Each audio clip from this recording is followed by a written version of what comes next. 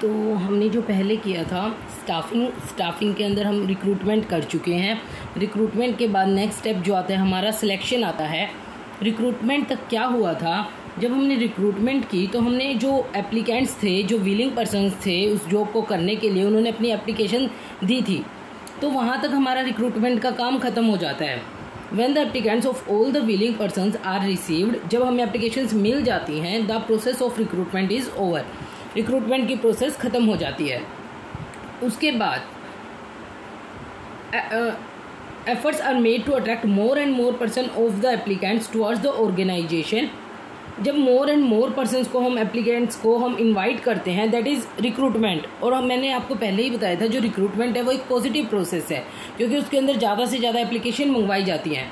On the other hand the nature of the process of selection is negative. जो selection है वो negative है। Negative क्यों है? Because under it efforts are made to reduce the number of applicants.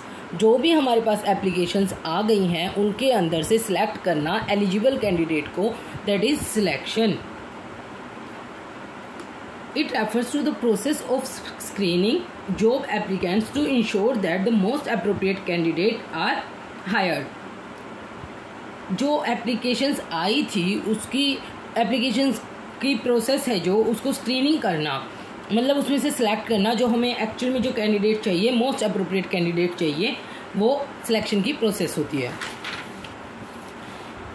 Next क्या है हमारा इसके अंदर जो डिफरेंट स्टेप्स इन्वॉल्व हैं, थोड़े से बड़े हैं, मे बी याद करने में थोड़ा मुश्किल तो नहीं होगा क्योंकि नॉर्मली हमारे यूज़ के हैं। तो ये देखिए अलग अलग अब क्वेश्चन आता है कि क्या हम सिलेक्शन प्रोसेस अलग अलग ऑर्गेनाइजेशन में अलग अलग हो सकती है? बिल्कुल हो सकती है। लार्ज ऑर्गेनाइजेशन के लिए अलग होगी, स्मॉल ऑर्गेनाइजेशन के लिए अलग होगी।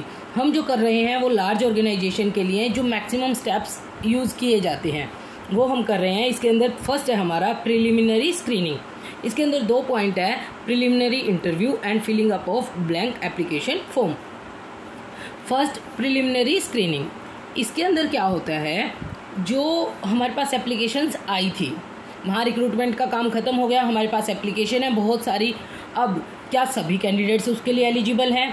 क्या सभी कैंडिडेट्स ने सही इन्फॉर्मेशन प्रोवाइड की है जो हमें हमारी जॉब के अकॉर्डिंग चाहिए? नहीं। तो उसकी स्क्रूटनी करना, जो एप्लीकेशन फॉर्म्स हैं उसको देखना, उसको वेरीफाई करना कि जो हमारे अकॉर्डिंग जो हमें क्वालिफिकेशन चाहिए वो है या नहीं है, वो सब सेलेक्ट कर लेना। तो इसके लिए जो किया जाता है पहले प्रिलिमिनरी इंटरव्यू। इसके लिए जो सबसे पहले जो इंटरव्यू होता है वो क्या होता है कि जो पर्सन है वो फिजिकली और मेंटली जॉब के लिए फिट है या नहीं है, ये देखा जाता है इसके अंदर। लाइक उससे क्वेश्चन पूछे जाएंगे उनके एजुकेशन के बारे में, आपने कहाँ से की है, आपका एक्सपीरियंस क्या है, आपकी एज क्या है, ऐसे सिंपल क्वेश्चंस होंगे। इसके अंदर जो क्या होता है, इसकी क्या इंपॉर्टेंस है, इससे क्या पता चलता है? हमें पता चल जाता है कि जो एप्लीकेंट है उसका बिहेवियर क्या है, वो हमारे ऑर्गेनाइजेशन के लिए सूटेबल है भी या नहीं है।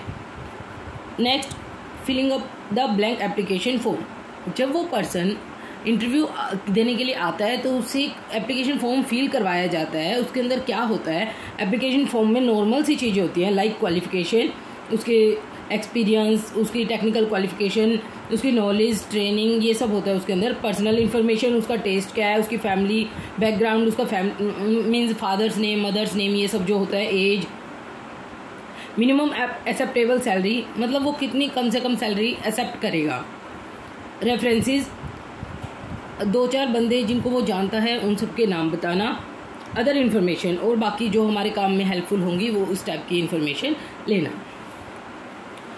नेक्स्ट जो सेकंड पॉइंट जो आता है that is selection test. Selection test में क्या होता है, डिफरेंट टेस्ट लिए जाते हैं। मेनली जो है 3 टेस्ट है, A, B and C। A proficiency test. Proficiency test में क्या आता है, स्पेशलाइजेशन टेस्ट और dexterity test. Psychological test, psychological test में हमारे 4 टेस्ट है एंड अदर टेस्ट उसके अंदर 2 टेस्ट है। प्रोफिशिएंसी टेस्ट मतलब इसके अंदर क्या देखा जाता है, प्रोफिशिएंसी टेस्ट में मेन उसकी एबिलिटी और स्किल देखी जाती है। उसके अंदर फर्स्ट है हमारा स्पेशलाइजेशन, मतलब हम जिस जॉब के लिए उसको लगा रहे हैं क्या उसके अंदर वो स्पेशलाइज्ड है, क्या उसको वो काम आता है। लाइक आप कंप्यूटर ऑपरेटर का काम ले लीजिए, हमें कंप्यूटर ऑपरेटर चाहिए, अब उसकी नॉलेज चेक करना, उसकी थ्योरेटिकल नॉलेज चेक करना और उसकी प्रैक्टिकल नॉलेज चेक करना। थ्योरेटिकल नॉलेज कि उसको उस चीज़ के बारे में इंफॉर्मेशन है या नहीं है, उसको कंप्यूटर के बारे में कुछ पता है या नहीं पता। प्रैक्टिकल नॉलेज में देखा जाएगा कि क्या उसको कंप्यूटर चलाना आता है नहीं आता है। नेक्स्ट है डेक्सटेरिटी टेस्ट। डेक्सटेरिटी टेस्ट क्या है? ये है आपका कि फिजिकली वो कितना जल्दी काम कर लेता है। जैसे कंप्यूटर वाला है, वो कितनी जल्दी काम करेगा, कितनी जल्दी उसकी फिंगर्स मूव करेंगी। How quickly and efficiently the candidates moves his body, कितनी जल्दी उसकी मूवमेंट होगी और कितना वो कीबोर्ड पर होल्ड करता है। अब प्रैक्टिकल टेस्ट और डेक्सटेरिटी टेस्ट में यही डिफरेंस है। प्रैक्टिकल टेस्ट में क्या उसको वो काम करना आता है, और डेक्सटेरिटी टेस्ट में उसकी स्पीड कितनी है, वो कितने अच्छे से और कितनी जल्दी काम कर सकता है। नेक्स्ट है हमारा साइकोलॉजिकल टेस्ट। साइकोलॉजिकल नाम से ही पता चल रहा है, उसके अंदर साइकोलॉजी टाइप के टेस्ट लिए जाते हैं। मतलब इसमें एक पर्सन का दूसरे पर्सन से कंपैरिजन किया जाता है, क्योंकि बहुत सारे कैंडिडेट्स होते हैं, सभी को तो सिलेक्ट नहीं किया जा सकता, इसलिए डिफरेंट टेस्ट होते हैं, वो सब देखे जाएंगे। इसके अंदर फर्स्ट है इंटरेस्ट टेस्ट, कि क्या उस पर्सन का जो एक स्पेशल जॉब उसके लिए प्रोवाइड की जा रही है, क्या उसके अंदर इंटरेस्ट है या नहीं है। जिसका इंटरेस्ट होगा वो अच्छे से काम करेगा, और जिसका नहीं होगा ऑब्वियसली वो अच्छे से काम नहीं कर पाएगा। सेकंड इंटेलिजेंस टेस्ट, कि वो पर्सन कितना क्विकली काम करता है, कितना ईजिली उस काम को कर सकता है, ये होगा उसका इंटेलिजेंट टेस्ट। मतलब उसकी मेमोरी पावर कितनी है, रीजनिंग पावर क्या है उसकी। Third aptitude test. Aptitude test में क्या होता है कि वो कितनी जल्दी कैप्चर करता है। The test that measure the learning capacity of a candidate is called aptitude test. यानी आप अगर कुछ काम उसको बता रहे हो, कितनी जल्दी उस काम को सीख जाएगा, उसकी पावर कितनी तेज है उस काम को जल्दी से जल्दी कैप्चर करने की, उसकी हिडन क्वालिटीज़ होती है इसके अंदर। इंटेलिजेंस टेस्ट और एप्टीट्यूड टेस्ट में यही डिफरेंस है। यहाँ तो वो कितनी जल्दी काम करता है और कितनी जल्दी उस काम को एक्सेप्ट कर लेगा, और इसके अंदर होता है कि उसकी लर्निंग कैपेसिटी क्या है। नेक्स्ट है पर्सनैलिटी टेस्ट। पर्सनैलिटी टेस्ट में क्या होता है कि वो कैसे और बाकी पर्सन्स को कितनी कैपेबल है इंटरेक्ट करने में। How the person has to interact with others, how much he can influence and motivate them, कि वो दूसरे पर्सन को अपनी पर्सनैलिटी से, अपनी स्पीकिंग लैंग्वेज से कैसे उसको मोटिवेट कर सकता है। बाकी हमारे अदर टेस्ट क्या होंगे? अदर टेस्ट जो है हमारे अदर टेस्ट में 2 टाइप ऑफ टेस्ट है। नॉलेज ऑफ लैंग्वेज टेस्ट, मतलब उसको किस की नॉलेज है, कौन सी लैंग्वेज आती है, उसकी हैंड राइटिंग कैसी है, उसकी स्पीड कैसी है लिखने में, उसका स्टाइल ऑफ लैंग्वेज क्या है। General knowledge test. General knowledge test में क्या होगा, उसकी मेंटली पावर देखी जाएगी, अलर्टनेस देखी जाएगी कि वो अलर्ट रहता है या नहीं रहता काम करते हुए। इस टाइप के सिंपल से टेस्ट है, वो जस्ट एक ऐसे ही हो जाते हैं जल्दी से ही। तो ये जो टेस्ट किए हमने, मैक्सिमम टेस्ट है। नेक्स्ट है थर्ड एम्प्लॉयमेंट इंटरव्यू। अब जब डिफरेंट टेस्ट हो गए, सारी चीज़ें हमें पता चल गई, तो उसका इंटरव्यू होता है। 2 टाइप के इंटरव्यू होते हैं, एक प्रिलिमिनरी इंटरव्यू और second final interview. Preliminary interview में क्या होता है, उसकी फिजिकली और मेंटली एग्जामिन किया जाता है कि क्या वो पर्सन फिजिकली फिट है जॉब के लिए और मेंटली फिट है या नहीं है। फाइनल इंटरव्यू में क्या होता है, सबसे पहले तो जो पर्सनल मैनेजर है जो इनको अपॉइंट करता है, वो उसका इंटरव्यू लेगा कि वो ठीक है या नहीं है। फिर उसके बाद वो उसको डिपार्टमेंटल मैनेजर के पास भेजेगा कि क्या डिपार्टमेंटल मैनेजर के अकॉर्डिंग उसको जिस टाइप का पर्सन चाहिए, जिसके पास उसको जॉब करनी है, काम करना है, क्या वो उसके अकॉर्डिंग ठीक है या नहीं है। ये होगा हमारा फाइनल इंटरव्यू।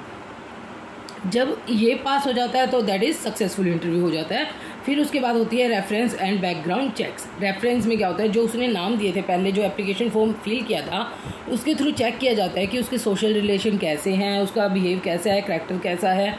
आपने देखा होगा करैक्टर सर्टिफिकेट मिलता है, तो ये सब चेक किया जाता है। उसका बैकग्राउंड कैसा है, कहीं कोई क्रिमिनल टाइप या कुछ और ऐसी एक्टिविटीज़ में ना हो जो गलत होती हैं। सिलेक्शन डिसीज़न, फिर उसके बाद डिसीज़न लिया जाता है उसको सिलेक्ट करने का कि यस ये पर्सन सही है, सारे टेस्ट इसके हो चुके हैं। अब जो मैनेजर है, मैनेजर के अकॉर्डिंग क्या वो उस काम के लिए सेट बैठता है, वो सिलेक्ट कर लिया जाता है कि ये हाँ हम हमारे लिए ये सही है। फिर उसके बाद उसका मेडिकल एग्जामिनेशन होता है। मेडिकल एग्जामिनेशन में क्या वो फिज़िकली फिट है और कहीं उसको कोई ऐसा डिसीज़ तो नहीं जो बाकी ऑर्गेनाइजेशन में फैल सके, या फिर कोई ऐसा डिसीज़ तो नहीं कि उसको बाद में उसको ज़्यादा ट्रीटमेंट की ज़रूरत पड़े और ऑर्गेनाइजेशन के ऊपर ज़्यादा खर्चा, ऑर्गेनाइजेशन को ज़्यादा खर्चा करना पड़े उसके ऊपर। ये होगा उसका मेडिकल एग्जामिनेशन। जब वो क्लियर हो जाता है, जब वो सब कुछ सेट हो जाता है, तो उसके बाद होगा उसको जॉब ऑफ़र। उसको जॉब दे दी जाएगी, जॉब के लिए ऑफ़र दिया जाएगा, उसको एक अपॉइंटमेंट लेटर दिया जाएगा कि आप अपनी ड्यूटी इस दिन इस डेट को आप ज्वाइन कर सकते हैं। लास्ट स्टेप जो होगा हमारा कॉन्ट्रैक्ट ऑफ एम्प्लॉयमेंट, यानी सब होने के बाद उसको ऑर्गेनाइजेशन में काम दे दिया जाएगा, उसको उसके जॉब टाइटल बता दिया जाएगा कि वो किस पोस्ट पर काम करेगा, उसको रिस्पॉन्सिबिलिटीज़ बता दी जाएंगी, उसके अलाउंसेस, उसके वर्किंग आवर्स, उसकी लीव जितनी लेनी है उसको, इस टाइप का उसका टर्मिनेशन पीरियड क्या होगा, ये सब इंफॉर्मेशन उसको दे दी जाएगी। That is the last point of selection.